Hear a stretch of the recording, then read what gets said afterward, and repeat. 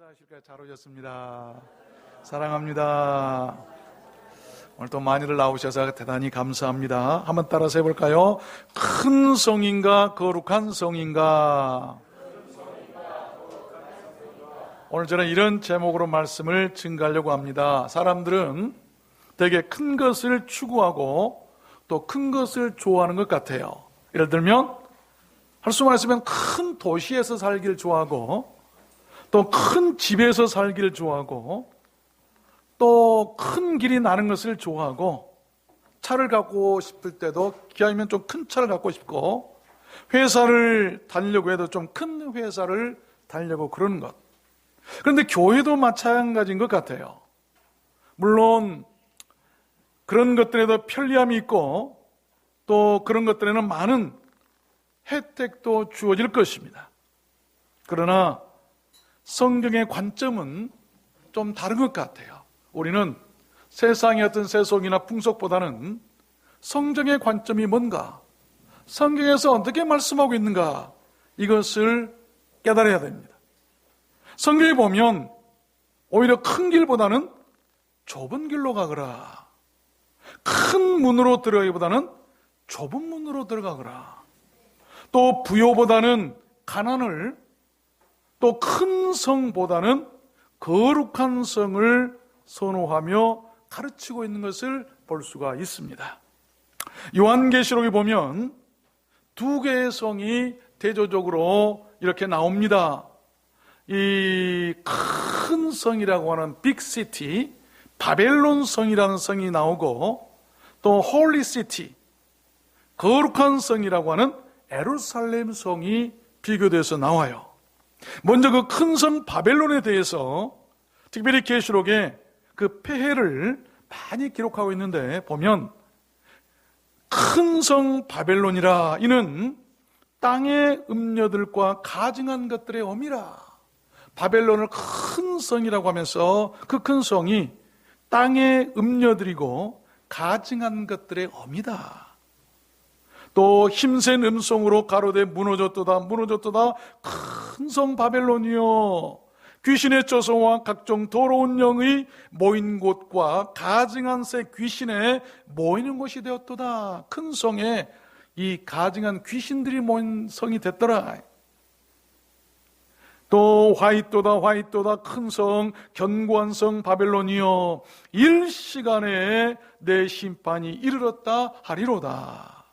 심판이 있었고 큰 성이 세 갈래로 갈라지고 큰 성 바벨론이 그 맹렬한 진노의 잔을 마시며 라고 기록하고 있고 이에 한 힘센 천사가 큰 맷돌 같은 돌을 들어 바다에 던지며 가라되 큰 성 바벨론이 이같이 몹시 떨어져 결코 다시 보이지 아니하리라. 여러분, 그렇듯 성경은 한결같이 그 멸망의 성 바벨론을 빅시티, 큰 성이라 지칭하고 있는 것을 볼 수가 있어요. 여러분, 교회도 마찬가지입니다. 큰 교회라고 그래서 하나님이 기뻐하신 것이 아니고 오히려 큰 성에 귀신들이 모여 있을 수도 있어요. 그러나 오늘 말씀을 통해서 하나님이 진정으로 원하시는 교회가 어떤 교회일까?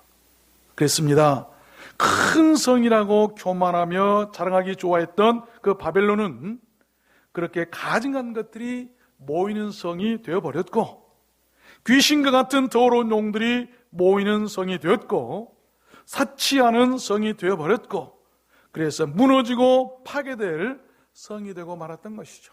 한국교회 큰 교회들이요, 다는 아니겠죠. 너무나 사치해요. 하나님께서는 그 사치한 성 바벨론을 무너뜨리셨다. 예수님께서도 예루살렘 성, 우리가 이 성전을 40년 동안 어떻게 짓는 줄 아십니까? 예수님께서 두 말도 않고 칭찬 안 하셨어요? 내가 헐어버리겠다. 사치하면 안 됩니다. 한국교회가 지탄을 받고 있는 이유가 거기에 있는 것 아니겠습니까? 목사들이 한 끼 점심 식사를 20만 원, 30만 원짜리를 먹고 그것이 다 성도들의 피땀 흘린 헌금 아니겠습니까? 한국교회가 왜 이렇게 비웃음과 초롱거리가 되고 있습니까? 너무 비대하고 커졌다는 것입니다. 여러분, 뿐만이 아니죠. 당시 크고 화려했던, 그리고 사치스러웠던 성을 또 소개하라고 한다면 소돔과 고모라 성이에요. 그런데 그 크고 화려한 성에 고작 의인 10사람이 없었어요.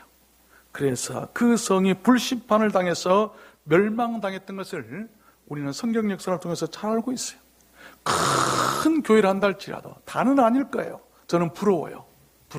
큰 교회 부러워요. 그렇지만 다는 아니겠지만 그 큰 교회 안에 의인 10사람이 있을까? 한국 교회 안에, 모든 교회 안에 의인 10사람이 있을까? 의인 10사람만 있다고 한다면 하나님께서 우리 한국 교회를 지금처럼 비참하게 개독교라고 하지 않도록 하셨을 저는 믿어요. 얼마나 안타까운 일인지 모르겠어요. 어쩌면 큰 것은 의를 빼앗아 가버린지를 모르겠어요.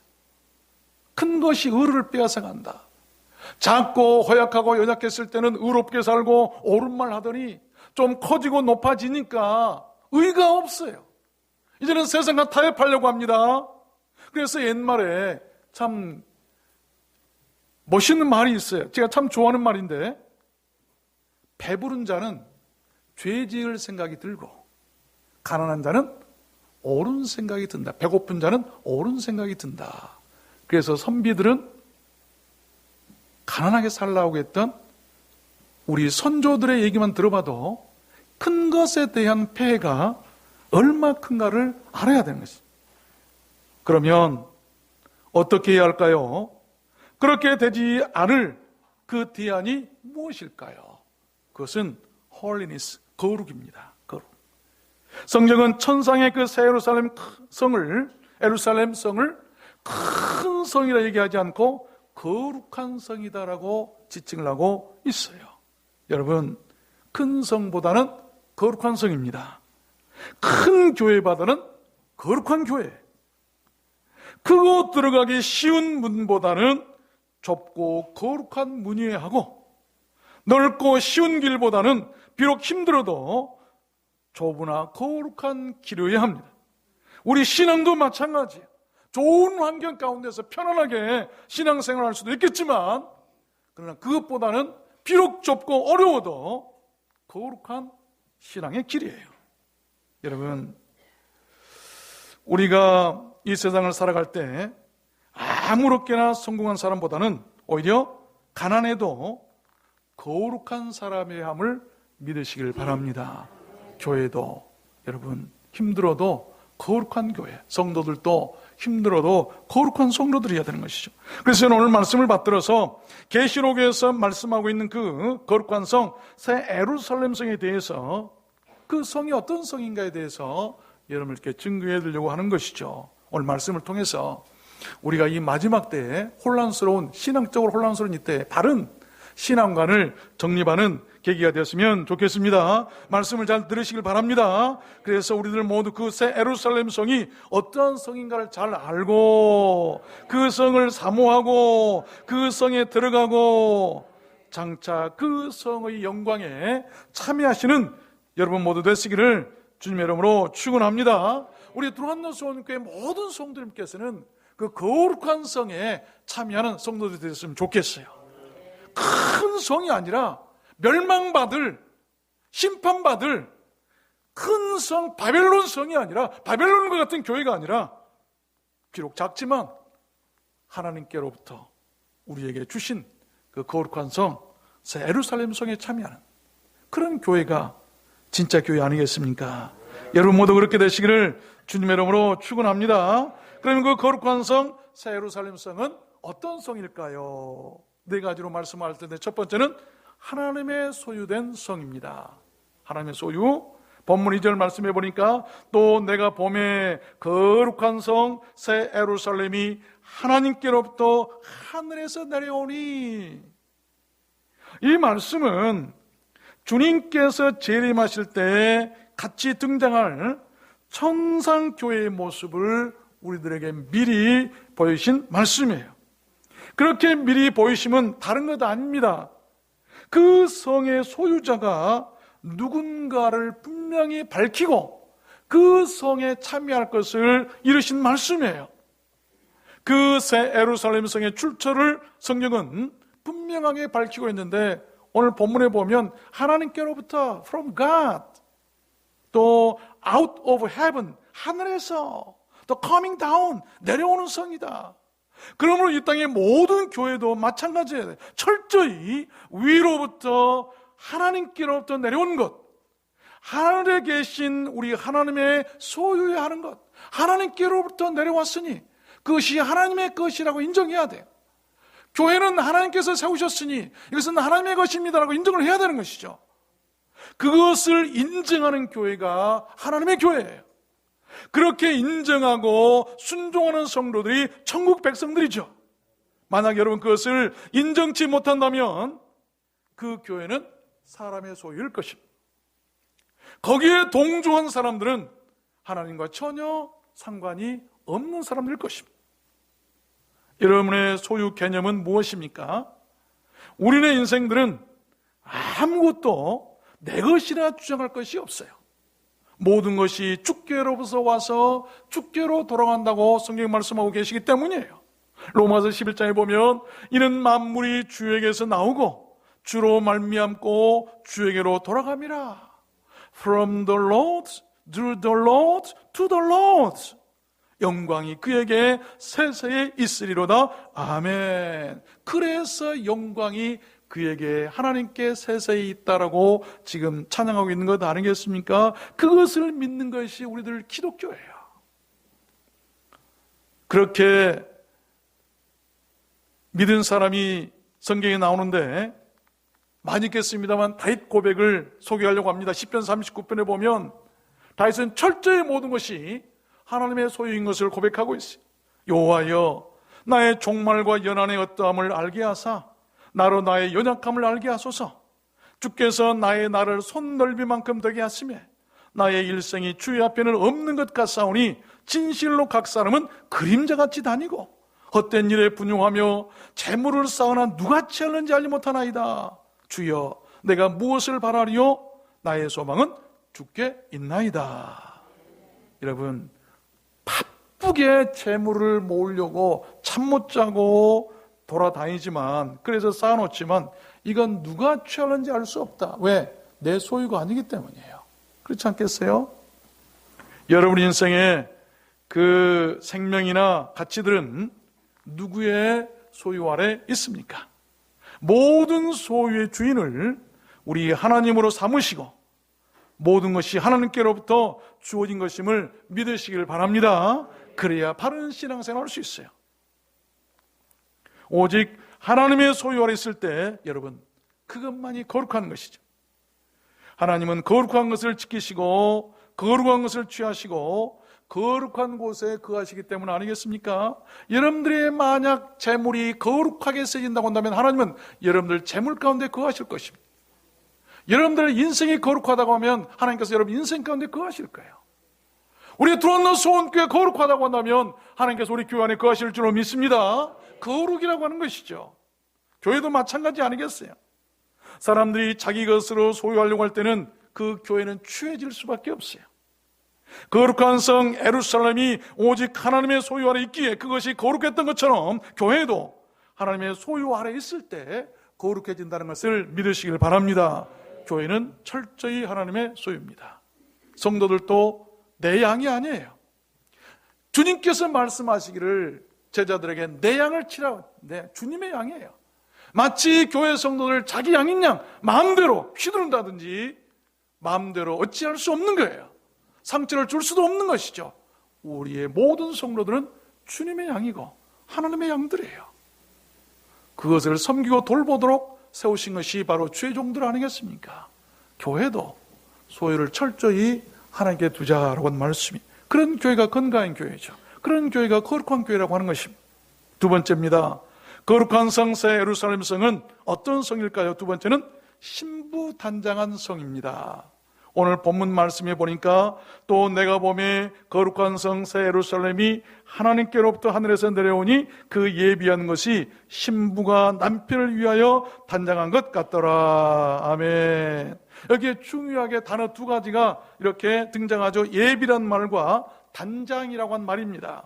예비란 말은 무엇인가를 준비한다는 말이고, 단장이라고 한 말은 아름답고 곱게 훌륭하고 솜씨 있게 단정하게 누군가를 위해서 멋지고 기분 좋게 꾸민다라고 하는 그런 의미를 가지고 있는 말이에요.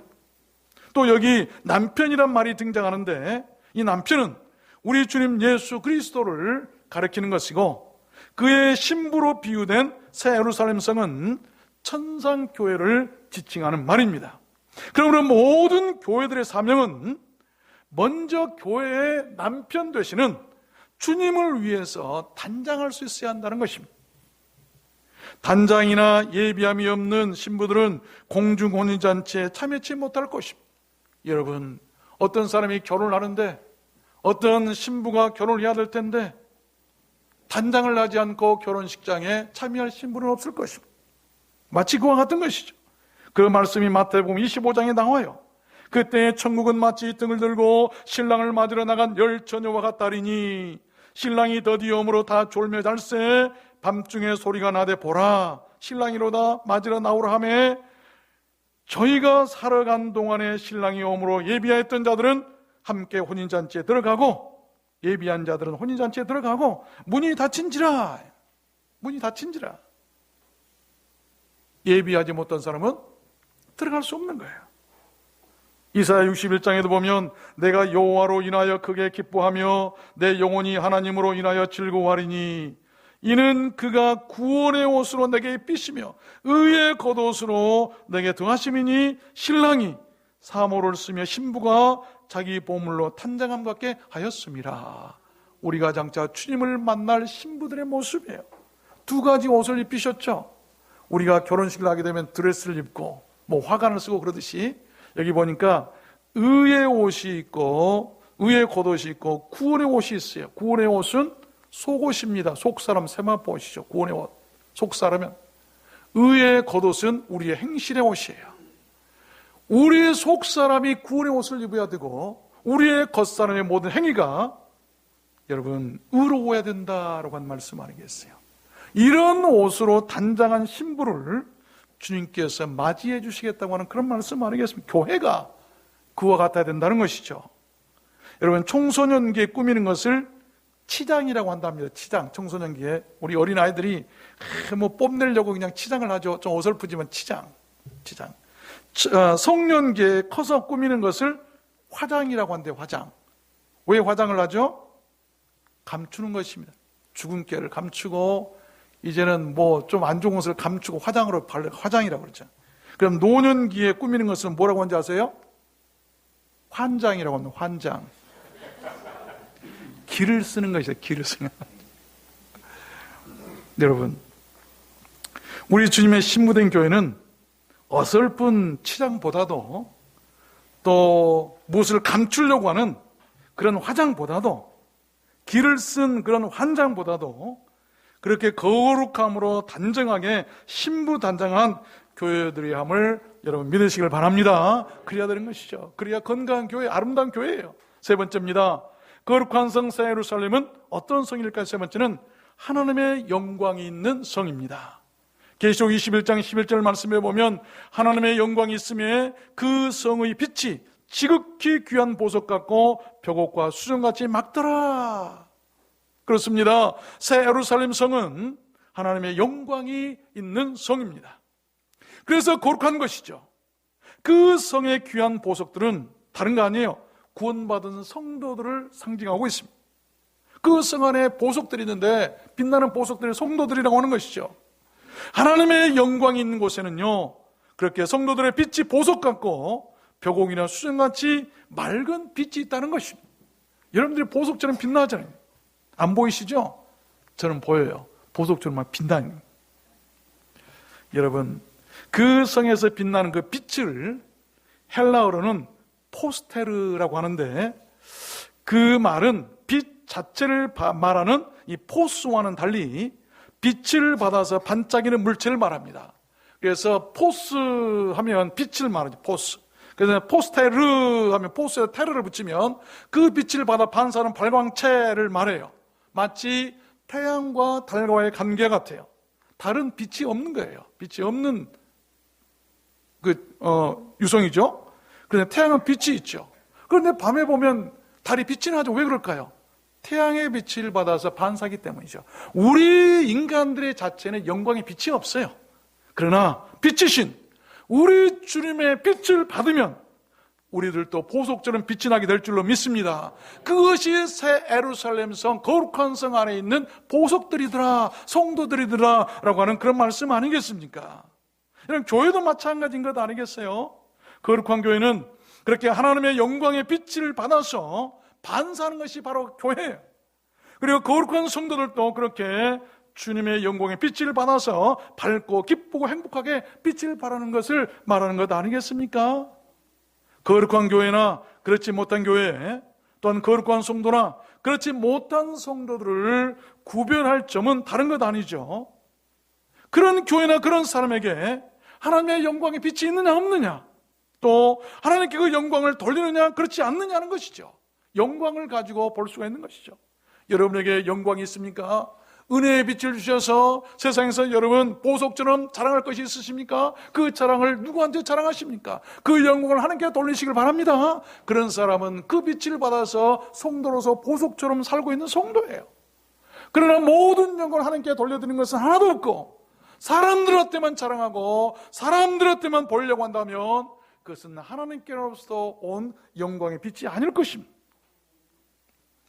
그래서 영광이 없는 곳을 계시록 16장에서 말씀하고 있는데, 사람들이 크게 태움에 태워진지라 이 재앙들을 행하는 권세를 가지신 하나님의 이름을 회방하며 또 회개하여 영광을 주께 돌리지 아니하더라. 큰 성이 있는데 그 성이 불에 타고 맙니다. 왜 그렇죠?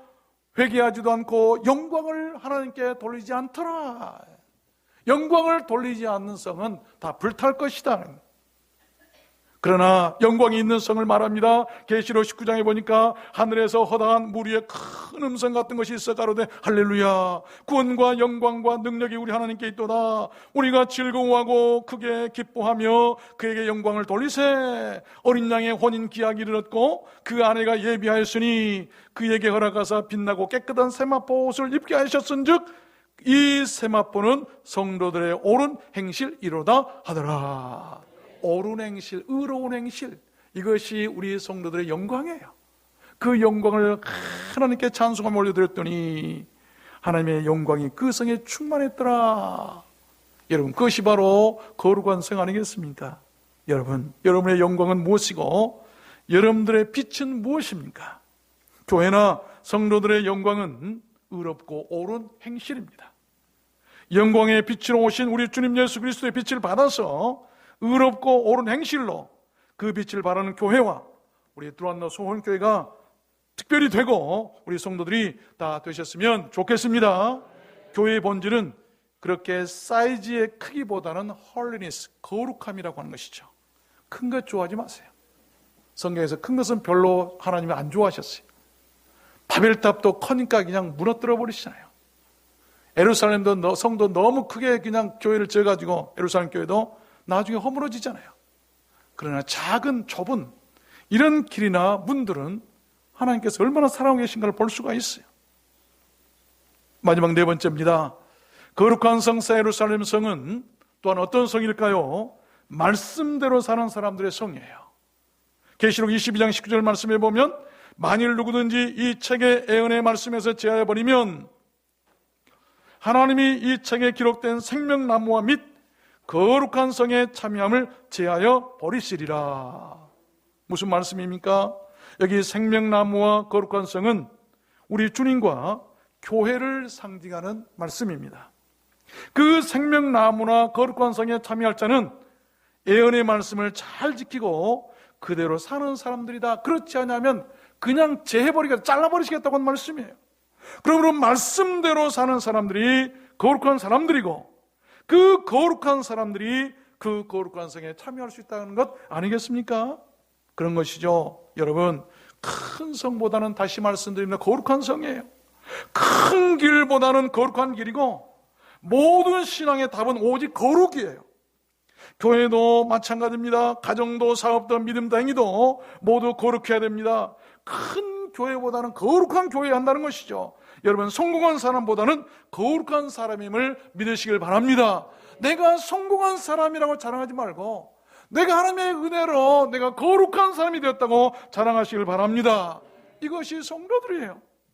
계시록 1장에 보면 이 예언의 말씀을 읽는 자와 듣는 자들과 그 가운데 기록한 것을 지키는 자들이 복이 있나니 때가 가까움이라. 마지막 때는요, 이제는 어떻게 해야 되죠? 말씀을 듣고 읽고 지켜야 돼. 그런 사람들이 들어가는 성이 거룩한 성이라니. 계시록 22장에도 보니까 보라 내가 속히 오리니 이 책의 예언의 말씀을 지키는 자가 복이 있더라, 복이 있으리라 하더라. 여러분께서는 무엇으로 거룩해질 수 있다고 생각하십니까? 내 노력? 내 봉사? 아닙니다. 여러분, 말씀입니다. 말씀이 우리들 인생을 거룩하게 하고, 말씀이 우리들 인생을 거듭나게 하고, 말씀이 우리들 인생을 천국으로 인도하는 등불이 되는 것이죠. 말씀을 맺겠습니다. 이 신약 성경은 헬라어라고 하는 언어로 기록되어 있죠. 헬라어. 성경에 보면 물고기란 말이 나오는데, 이 물고기를 헬라어로 두 가지로 표현해요. 하나는 익투스라고, 익투스. 또 하나는 옵사리온이라고 합니다. 익투스라고 표현했을 때는 상품성 있는 물고기를 말할 때 써요. 그래서 시장에 내다 팔 수도 있는 것을 말하죠. 예수님께서 베드로에게 깊은 데로 가서 그물을 던져라 라고 해가지고 가득 채웠죠. 153마리를 잡을 때도 썼던 그 용어를 보면 그때는 익투스, 좋은 고기를 잡게 해주셨어요. 그런데 반대로 이 상품성이 전혀 없는 생선을 옵사리온이라고 하는데, 이 고기는 그물을 올리는 과정에서 상했거나 상품성이 없는, 전혀 내다 팔 수 없는 그런 작은 물고기들을 말할 때 옵사리온이라고 합니다. 어부들은 익투스는 집으로 가져가지만 이 옵사리온은 바닷가에 그냥 버리고 간답니다. 그러면 가난한 사람들이 그 버린 옵사리온을 주워다가 먹고 배고픔을 면했다고 해요. 그런데 재밌는 것은 요한복음 21장에 보면 예수님께서 부활하신 후에 고기 잡으러 다 고향으로 돌아가 버린 제자들에게 나타나셔가지고, 얘들아, 고기가 너에게 있느냐? 좀 가져와라 하면서 고기를 구워서 제자들을 먹이신 장면이 나와요. 그런데 그때 예수님께서 고기를 가져와라 라고 했던 고기가 어떤 고기였을까요? 익투스가 아니라 옵사리온이었습니다. 옵사리온. 그리고 우리가 잘 아는 오병이의 기적이 나오죠. 물고기 2마리, 보리떡 5개. 그때 어린아이가 가져왔을 때 그 물고기는 어떤 고기였을까요? 익투스? 좋은 고기 아니었어요. 옵사리온이었어요. 가장 배고픈 자, 가난한 자가 상품 가치도 없는 그 생선 2마리를 구워왔어요. 예수님은 그것을 가지고 축사하시고 기적을 베푸셨어요. 무슨 말일까요? 그 이유가 뭐라고 생각하십니까? 예수님은 작은 것을 귀하고 소중하게 보신다는 것 아니겠어요? 이것이 작은 것의 은혜고 자비하신 하나님의 그 성품을 잘 보여주고 계신 말씀이에요. 작은 것의 기적이 바로 이런 것 아니겠습니까? 캐나다 동부에 위치한 나야가라 지역이 있죠. 거기에 보면 나야가라라고 하면 뭐죠? 웅대한 폭포죠. 나야가라 폴스. 세계에서 그런데 그 지역에 제일 작은 교회로 또한 기네스북에 등재된 교회가 그 나야가라 지역에 있어요. 저도 그 교회를 봤습니다. 나야가라를 갔다가 돌아오는 길에 스쳐만 지나갔는데 그 가이드가 오른쪽을 보면서 조그만 교회를 하나 보이는데 숲속에 아주 작은 교회가 하얗게 지어지는 것을 볼 수가 있었어요. 그 예배당의 크기는 높이가 3m입니다. 3m. 길이는 2.5m. 그리고 고작해야 6명 정도가 간신히 들어가서 예배를 드리는 그런 작은 예배당이에요. 그 예배당이 지어진 이야기가 있는데 배경이 뭐냐면 그 지역에 살던 한 청년이 성공을 위해서 하나님께 간절히 기도했답니다. 주님, 나로 성공하게 해주십시오. 그러면 내가 멋진 예배당을 지어서 하나님께 바쳐드리겠습니다. 그런데 하나님은 그 청년의 기도를 들어주셨고 청년은 엄청난 성공을 거둬서 부자가 되었답니다. 그러나 그 청년은 부자가 되니까 하나님의 축복을 생각지 않고 잊어버리고 자기 노력의 대가라 생각하며 인생을 방탕하고 재물을 탕진하기 시작했어요. 결국 거지가 되고 맙니다. 그 청년은 노년이 되었어야 자신이 하나님께 드린 약속이 생각난 거예요. 뜨거운 눈물로 회개하고 자신이 가지고 있는 전 재산을 끌어모았어요. 끌어모았는데 보니까 고작 6명 정도 들어가서 예배드릴 수 있는, 길이가 2.5m 밖에 되지 않는 그런 작은 예배당을 지을 수 있는 돈밖에 되지 않더랍니다. 그러나 전 재산을 바쳐서 하나님과 약속한 것이니 그 예배당을 지었던 것이죠. 그래서 그 예배당이 탄생했는데, 세계에서 가장 작은 그 예배당이 세계에서 제일 유명한 기네스북에 등재되는 그런 예배당이 된 것 아니겠습니까? 작지만 하나님의 뜻을 전하는 교회가 되었고, 전 세계인들에게 무엇인가 깨달음을 주는 그런 말씀이 아닌가 생각해요. 저도 우연히 지난주에, 미안합니다, 홍천에 보면 더 스테이라고 하는 이 힐링 파크가 있다. 아주 멋진 곳이더라고요. 우연히 그곳에 아주 작은 예배당을 하나 봤어요.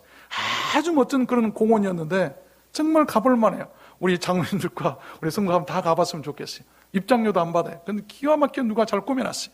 어마어마한 넓은 땅이다. 그런데 좀 모서리 기둥 저쪽에 가니까 아름다운 잔디밭 위에 작은 교회당이 하나 있어요. 작은 교회당. 한 10평 정도 돼요. 돌로 잘 지어져 있어요. 너무나 아름다운 유로풍의 교회였어요. 들어가 보니까 성도들이 한 20명 정도 앉을 수 있을까요? 의자를 잘 놓으면 한 30명 정도 앉을 수 있을 것 같아요. 한 10평 정도 되는 교회. 그런데 그 교회를 보니까 그렇게 마음이 뛸 수가 없어요. 같이 동행했던 사람이 그러니 천사가 내려와서 앉아있는 것 같다. 그 작지만 얼마나 평화로웠고 마음을 뜨겁게 몰라요. 왜 그런지 모르겠어요. 그러면서 기도해서, 하나님 50평만 있으면 10평짜리 교회라도 지어가지고 30평만이라도 주신다면 작은 교회를 지어서 우리가 한 예배 드릴 때 30명, 40명 들어가서 예배 드리면 1부, 2부, 3부만 드리면 우리가 120명 아니면 102명 성도들 예배 드릴 수 있겠습니다. 그런 마음이 드는데 얼마나 마음이 뜨거운지 몰라요. 여러분, 우리가 주를 위해서 이런 뜨거운 마음이 좀 있었으면 좋겠어요. 아이고, 그렇다고 목사가 또 괜히 또 이제 예배당 타령을 하시네. 그러지 말고 여러분, 꿈을 꾸고 하나님께 기도하십시다. 왜 이 말씀을 드리냐면, 크다고 좋은 건 아니라, 큰 성 바벨론은 하나님께서 멸망시키셨어요. 그러나 거룩한 성 예루살렘은 하나님께서 받으셨습니다. 여러분 어떻습니까? 우리가 어떤 믿음을 가지고 어떤 신앙을 우리가 살아가야 될까요? 큰 것보다는 거룩을 추구하는 우리 교회가 되었으면 좋겠습니다. 저는 그러면 한국교회는 산다고 믿어요. 홀리니스, 이 거룩이 하나님의 뜻이고 여러분 성경의 가르침입니다. 어려운 것 아니에요. 일부 한국교회를 보면 하나님의 왕국이 아니라 인간들의 왕국을 세우려고 하는 그런 참담한 모습을 봅니다. 그래서 한국 사회로부터 이렇게 질타를 당하고 있는 것 아니겠습니까? 교회는 인간의 왕국이 아니라 하나님의 왕국이 되어야 하고 그 주인이신 예수님만 높여야 될 줄로 믿습니다. 그 누구도 예수님의 자리에 앉아서 성도들의 영광을 받아서는 안 됩니다. 그것은 마귀라 할 일이에요. 오직 교회는 예수님만 영광을 받으셔야 됩니다. 그것이 건강한 교회고 거룩한 교회예요. 온갖 부정부패를 저지르면서도 많이 모이는 큰 교회라 자랑할 것이 아니라, 세계에서 제일 큰 교회라고 자랑할 것이 아니라, 비록 작지만 얼마나 거룩해졌느냐를 자랑해야 하는 것이 바로 하나님의 교회 아니겠습니까? 하나님이 원하시는 교회는 그래서 큰 교회보다는 거룩한 교회라고 하는 것을 오늘 잘 박힌 모처럼 우리들 가슴에 받고 그런 교회를 위해서 기도하고 나갔으면 좋겠어요. 우리는 큰 성 바벨론보다는 거룩한 성 새 예루살렘을 바라보며 사는 성도들이었으면 좋겠습니다. 그러기 위해서는 오늘 4가지 말씀을 드렸어요. 날마다 신부단장하는 마음으로 정결해야 되고, 하나님의 소유 가운데서 그의 소유를 인정하며 살아야 돼요. 하나님의 소유를 인정하는 것, 그 최소한의 소유를 인정하는 것이 바로 여러분 11조 예물 아니겠습니까? 최소한의 소유를 인정하는 그런 표예요. 또 무엇보다도 하나님의 영광이 있는 곳에서 우리는 살아야 되고 그 말씀대로 살아야 합니다. 그것이 바로 거룩이고 그래야 그 성에 우리가 참여할 수 있는 것 아니겠습니까? 여러분 우리 모두 그랬으면 좋겠습니다. 특별히 우리 들어오는 수원교회 모든 성도님께서 그렇게 되셨으면 좋겠습니다.